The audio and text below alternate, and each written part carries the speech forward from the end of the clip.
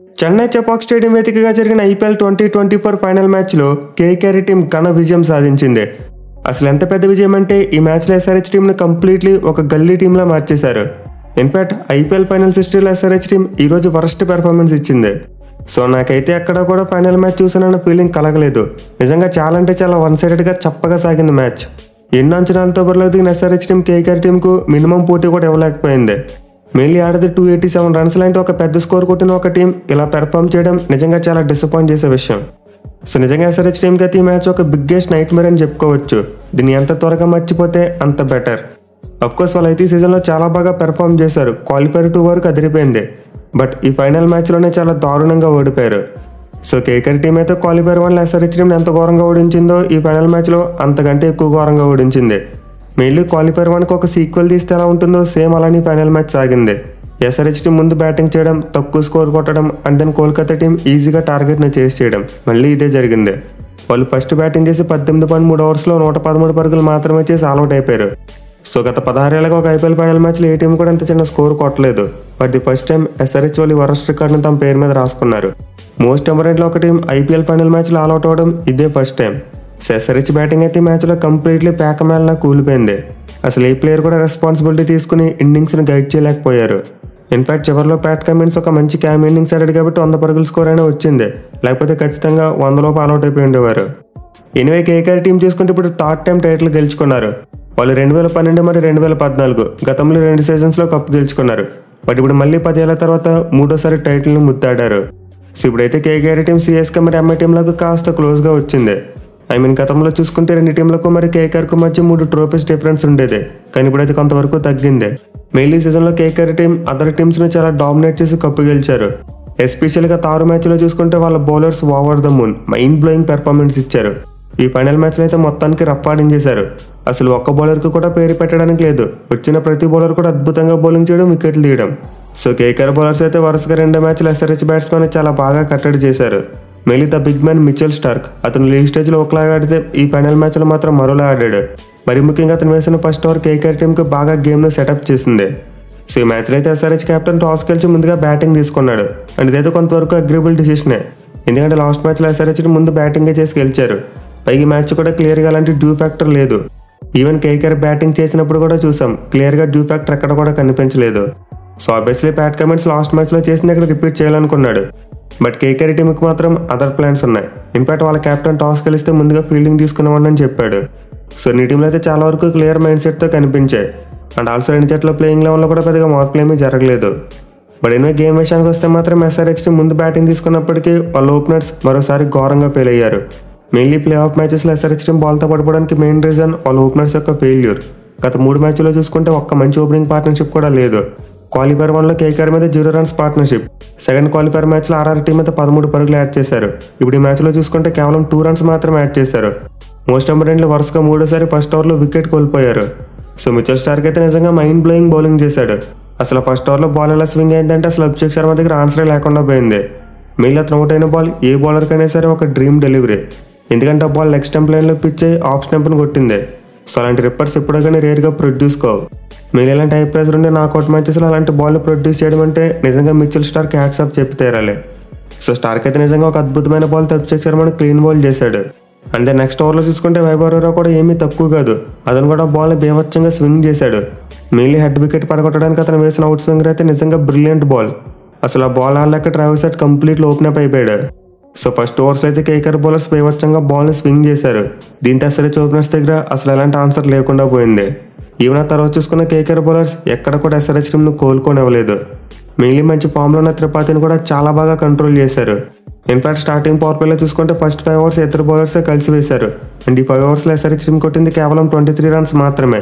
And also 3 wickets కోల్పోయారు. Mainly Rahul Tripathi 13 బంతులు 9 పరుగులు చేసి ఎర్లీగా అవుట్ అయిపోవడం వల్ల ఇంకా ఎస్ఆర్హెచ్ టీం ఎక్కడ కూడా కోలుకోలేకపోయింది. సో కేకేఆర్ ఓపెనింగ్ బౌలర్స్ అయితే ఎస్ఆర్హెచ్ టాప్ ఆర్డర్ మీద చాలా ప్రెజర్ పెట్టారు. ఆ పవర్ ప్లే చివరిలో హర్షిత్ రాణా వేసిన 6 ఓవర్లో మాత్రమే కాస్త ఎక్కువ రన్స్ వెళ్ళాయి. ఆ ఓవర్లో మార్క్రమ్ 2 4లు కొడితే నితీష్ రెడ్డి ఒక 6 కొట్టాడు. సో ఒక్క ఓవర్ తప్పిస్తే ఇంకా ఎస్ఆర్హెచ్ బ్యాటింగ్లో చెప్పుకోవడానికి ఏమీ లేదు. ఈవెన్ క్లాస్ లాంటి ఒక ఇన్ఫార్మ్ బ్యాట్స్మెన్ కూడా బ్యాటింగ్ చేయడానికి చాలా స్ట్రగుల్ అయ్యాడు. 17 బంతుల్లో కేవలం 16 పరుగులు మాత్రమే చేయగలిగాడు. అండ్ మార్క్రమ్ చూసుకున్న మరోసారి ఫెయిల్ అయ్యాడు. 23 బంతుల్లో 20 పరుగులు మాత్రమే చేశాడు. సో మిడిల్ ఓవర్స్లో వీళ్ళిద్దరు కాస్త ఇన్నింగ్స్ని గైడ్ చేసే ప్రయత్నం చేశారు, కానీ అది ఎక్కడ వర్కౌట్ అవ్వలేదు. ఇన్ఫాక్ట్ నితీష్ రెడ్డి కూడా ఒక 2-3 షాట్లు కొట్టినప్పటికీ అతను కూడా ఎక్కువసేపు క్రీజ్లో నిలవలేకపోయాడు. 10 బంతులు 13 పరుగులు చేసి హర్షిత్ రాణా బౌలింగ్లో అవుట్ అయిపోయాడు. ఎస్ఆర్హెచ్ టీం అయితే మరోసారి 47 పరుగులకే 4 వికెట్లు కోల్పోయింది. కానీ క్వాలిఫైర్ 1లో ఆల్మోస్ట్ ఇదే సిచ్యువేషన్ నుండి రికవర్ అయినట్టు ఈ ఫైనల్ మ్యాచ్లో మాత్రం కాలేకపోయారు. మెయిన్లీ కేకేఆర్ బౌలర్స్ పవర్ ప్లేలో ఎంత మంచిగా బౌలింగ్ చేశారో మిడిల్ ఓవర్స్లో కూడా సేమ్ టు సేమ్. అసలు ఎక్కడ కూడా ఎస్ఆర్హెచ్ బ్యాట్స్మెన్కు ఛాన్స్ ఇవ్వలేదు. ఎస్పెషల్లీ రస్సెల్ చూసుకుంటే mind blowing bowling. The most crucial Markram wicket తీసి ఒక పార్ట్నర్షిప్ను బ్రేక్ చేశాడు. అండ్ మార్క్రమ్కు క్లాసన్కి మధ్య బిల్డ్ అవుతున్న ఈ పార్ట్నర్షిప్ ఎప్పుడైతే బ్రేక్ అయిందో ఆ తర్వాత ఎస్ఆర్హెచ్ టీం కంప్లీట్లీ డౌన్ అయిపోయింది. ఆ తర్వాత బ్యాటింగ్ వచ్చిన షాబాజ్ అహ్మద్ మరి అబ్దుల్ సమద్ ఇద్దరు కూడా ఎక్కువ రన్స్ కొట్టలేదు. మెయిల్ అబ్దుల్ సమద్ మరోసారి చాలా నిరాశపరిచాడు. ఈ ఫైనల్ మ్యాచ్లో మోస్ట్ ఇంపార్టెంట్ టైంలో బ్యాటింగ్ వచ్చి 4 బంతులు 4 పరుగులు మాత్రమే చేశాడు. అలాగే షాబాజ్ చూసుకుని 8 పరుగులు మాత్రమే చేసి చక్రవర్తి బౌలింగ్లో అవుట్ అయిపోయాడు. ఎస్ఆర్హెచ్ టీంకి అయితే అసలు ఎక్కడ కూడా పెద్ద పార్ట్నర్షిప్స్ రాలేదు. ఇన్ఫాక్ట్ చిన్న పార్ట్నర్షిప్స్ కూడా అసలు బిల్డ్ చేయలేకపోయారు. రెగ్యులర్ ఇంటర్వల్స్లో వికెట్లు పడిపోతూనే ఉన్నాయి. మెయిన్లీ క్లాసన్ మరియు కమిన్స్ చేత కట్టారు. కాస్త ఏదో హోప్స్ తెస్తారనుకున్న టైంలో హర్షిత్ రాణా వచ్చి క్లాసన్ వికెట్ తీశాడు. సో మెల్లగా ఒక చిన్న పార్ట్నర్షిప్ బిల్డ్ చేస్తున్నారనుకున్న ప్రతిసారి కూడా కేకేఆర్ బౌలర్స్ వచ్చి వికెట్స్ తీశారు. బట్ ఎనిమిది చివరిలో చూసుకుంటే కమిన్స్ దగ్గర ఉండి కాస్త రెసిస్టెన్స్ వచ్చింది. అతను 19 బంతుల్లో 24 పరుగులు చేశాడు. మెయిన్లో కెన్ హోల్డ్ చేసుకుని వికెట్లు పడవకుండా చూశాడు. కానీ అదర్ ఎండ్లో మాత్రం సేమ్ స్టోరీ. చివరిలో జయదేవనాథ్ కట్ అతనికి సపోర్ట్ ఇచ్చినప్పటికీ ఎక్కువ రన్స్ చేయలేకపోయాడు. అలాగే కమిన్స్ కూడా వేరే ఆప్షన్లకి ఇంకా భారీ షాట్కి ఎత్తించి తన వికెట్ని కోల్పోయాడు. ఎస్ఆర్హెచ్ బ్యాట్స్మెన్లు అయితే ఎవరి దగ్గర కూడా మంచి ఇంటెంట్ కనిపించలేదు, అలాగే కాన్ఫిడెన్స్ కూడా కనిపించలేదు. మెయిన్ వాళ్ళ బ్యాట్స్మెన్ చాలా ఒత్తిడిలో కనిపించారు. అసలు ముందుగా బ్యాటింగ్ చేయాలనే ఆలోచన ఉన్నప్పుడు వాళ్ళ మైండ్ సెట్ డిఫరెంట్గా ఉండాలి. కానీ ఏదో టాస్ ఓడిపోయి ముందు బ్యాటింగ్కి వచ్చినట్టు చాలా ఒత్తిడిలో బ్యాటింగ్ చేశారు. మెయిన్లీ ఎస్ఆర్హెచ్ బ్యాట్స్మెన్లో ఒకరు కూడా 30+ రన్స్ కొట్టలేదంటేనే మనం అర్థం చేసుకోవచ్చు వాళ్ళ బ్యాటింగ్ ఎంత పూర్గా ఉందనేది. ఎనివే మనమైతే క్రెడిట్ ఖచ్చితంగా కేకేఆర్ బౌలర్స్కి ఇవ్వాలి. అసలు ఎవరు కూడా తగ్గేది లేదన్నట్టు బ్రిలియంట్గా బౌలింగ్ చేశారు. మెయిన్లీ స్టార్ట్ చూసుకుంటే 3 ఓవర్స్లో 14 రన్స్ మాత్రమే ఇచ్చి 2 వికెట్స్ తీసుకున్నాడు.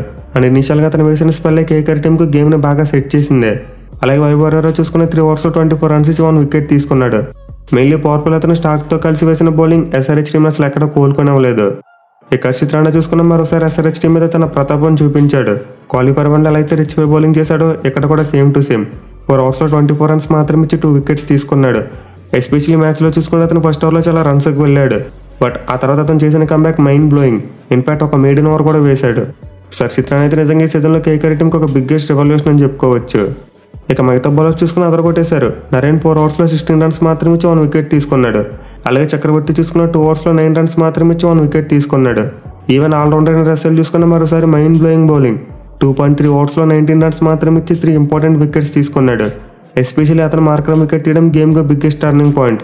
సో కేకేఆర్ టీంలో మొత్తం 6 బౌలర్స్ బౌలింగ్ చేశారు. అండ్ 6 బౌలర్స్ కూడా వికెట్స్ పడ్డాయి. సో ఒక ఐపీఎల్ ఫైనల్ మ్యాచ్లో ఇలా జరగడం ఇది సెకండ్ టైం మాత్రమే. ప్రీవియస్గా 2013 ఐపీఎల్ ఫైనల్ మ్యాచ్లో ముంబై మరియు సిఎస్కే జట్లు తలపడినప్పుడు ఇలాంటి స్టాట్స్ చూసాం. సో ఈ మ్యాచ్లో అయితే KKR bowlers completely SRH batsmen out play చేశారు. ఇక చేసింగ్ విషయానికి వస్తే పెద్దగా చెప్పుకోవడానికి ఏమీ లేదు. మరోసారి KKR team complete domination. Mainly Venkatesh Iyer అయితే తన బ్యాటింగ్తో పిచ్ ఎక్కించేశాడు. అసలు అతను ఎక్కడా కూడా ఎస్ఆర్హెచ్ బౌలర్స్కు మినిమం ఛాన్స్ కూడా ఇవ్వలేదు. కంప్లీట్లీ డామినేట్ చేస్తూ ప్రతి బౌలర్ని కూడా ఉతికారేశాడు. సో స్టార్టింగ్లో అయితే కేకేఆర్ టీం నరేన్ వికెట్ కోల్పోయింది.